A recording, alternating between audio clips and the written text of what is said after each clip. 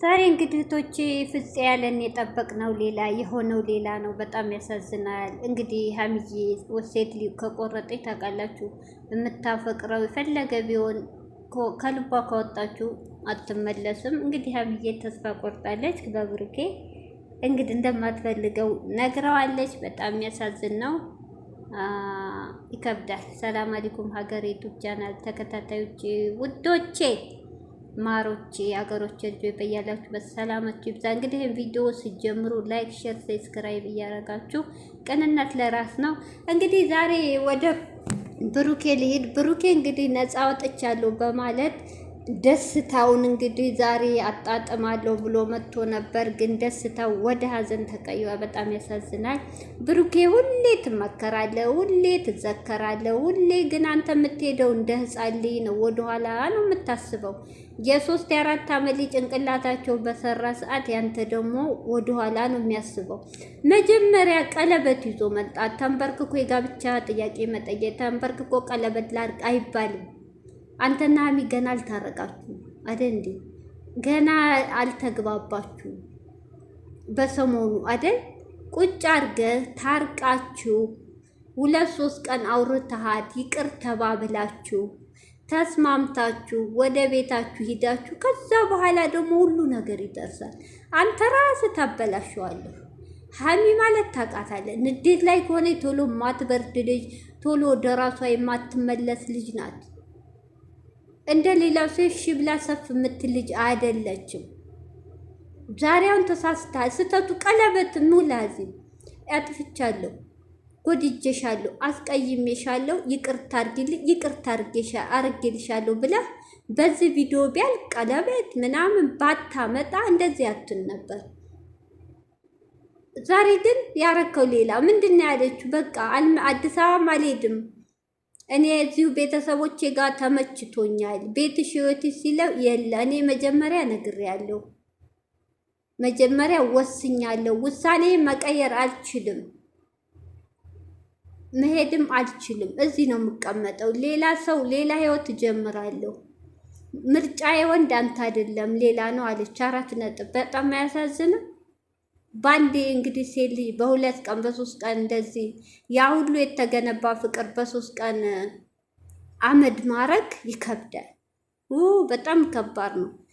ዛሬ ብሩኬ የራሱን ለማየት እህቶቼ እውነቴን ነው የሆነ የተወሰነ ብቻ ሰምቼ ማለቂያው ላይ ሲያዝም ማየት አልፈልግም ብዬ ከፍቼ ተውኩት። በጣም ነው ያሳዘነኝ። ሁሌ ነው ብሩኬ፣ ሁሌ ትሳሳታለህ፣ ሁሌ ስተስ ነው። እህቶቼ ቀለበት ነው የሚቀርበው። መጀመሪያ ይቅር። እኔ በዙሪያ ያሉ ጓደኞች ራሱ ጭንቅላታቸው ምንድን ነው? በንፍጥ ብቻ የተሞላ ማሰብ የለም። አንድ እንኳ ጓደኛ ጥሩ አስተሳሰብ የለውም እንዴ?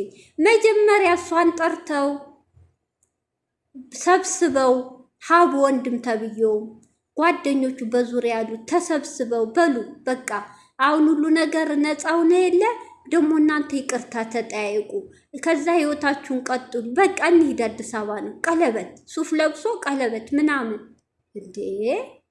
እንደ ንቄት እኮ ነው ለሴት የሚሆነው። ብሩኬ ምን ሆነሃል? እንደምታታላት እንደማታለያ ነገር እኮ ነው።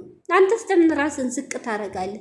አንተ ዛሬ በሰራሰው ስራ ስትረገጥ ነው የምታድረው። ዛሬ ትናንት ጀምረው የአንተ ተብዬዎች ሲረግጧት ነበር። አንቺ ግማታም ጭንቅላትሽ ላይ ያረግሽውን እየሸተትሽ ከምትሄጅ አውጥተሽ ጣዩ። ስንት ቀን ይዘሹ አንቺ ቆሻሻ፣ ለወንድማችን አትሆኝም፣ ስንት ነገር እያሏን እህቶቼ። ከትናንቱ ወደ እንኳ በተናገረችው ቃላት እየረግጧት ነው። ዛሬ ጭራሽ ተንበርክኮ ምርጫ አይደለም ብለው ስትሄድ ሲረግጧት ነው የሚያመሹት። ሀሚ ደግሞ እኔ በቃ ልሂድ፣ ተረጋግቼው አወራሃለሁ፣ ትልቅ ነገር ነው። መጥፎ ቃላት ለምን ሀሚ? ምርጫ አይደለም ይሄ። ለሱ እኮ ንቄት ነው። ወንድ ልጅ እኮ ነው 2 ዓመት ሙሉ የሚያፈቅራት ልጅ ባንዴ በ2 ቀን ልዩነት ምርጫ አይደለም ስትለው ምን አይነት ነው ልቡ የሚሰበረው? ነገ ከነገ ወዲያ መተሽ እኮ ይቅርታ ብታይ አይቀበልሽም። ምርጫ አይደለሽም ይልሻል እሱ። ለምን ሀሚ በህይወትሽ ላይ ቃቃ ትጫወቻለሽ እንዴ? ኧረ ወደ ራስሽ ተመለሽ። እውነት ይደብራል። ብሩኬም ተረጋጋ። መጀመሪያ ይቅርታ ተጠያየቁ። መጀመሪያ ወደ ራሳችሁ ተመለሱ። ቀለበት ሲጀመር ጊዜው አይደለም። ብሩኬ ምን እንደነካህ አላውቅም። አሚ ደግሞ ለውሳኔ አትቸኩይ።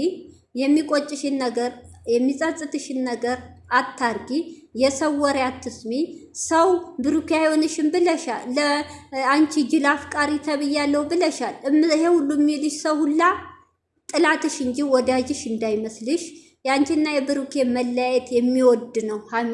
የሰው ወሬ ደግሞ ከሰማሽ መቼም ብሩኬ ጋር ሌላ ወንድ ጋር ነገ ጧት መጥቶ ይሄ እኮ እንዲህ ነው ካሉሽ ትተሽ የምትሄጂ ነሽ ማለት ነው። ከዛም እንደዛ ሴት ልጅ ነሽ፣ እድሜሽም ያሳሰባል ሀሚ።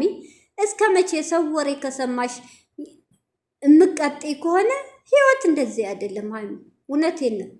ዋጋ የከፈልሽበት 2 ዓመት ሙሉ ባንዴ አመር ትከቸዋለሽ። ቀለበቱን አትቀበይ።